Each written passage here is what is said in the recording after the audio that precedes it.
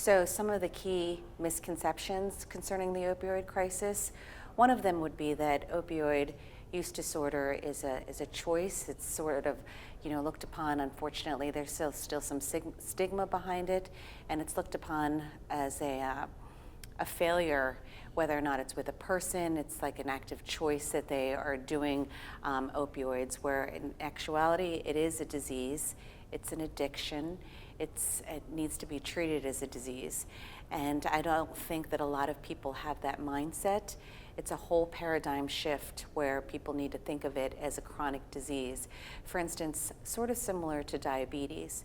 If you're a diabetic and you're on medications for this, all of a sudden your diabetes is better, you wouldn't necessarily say, get off of your diabetic medication, you're good now.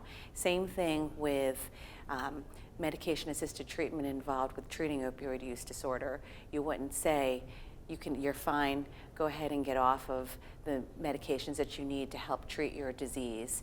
You can just go cold turkey and you'll be fine. It doesn't completely work that way, and people don't necessarily have that mindset that medication-assisted treatment is necessary to help decrease opioid use. So medication-assisted treatment is fairly new. Some people have been using it, but it is a fairly new concept.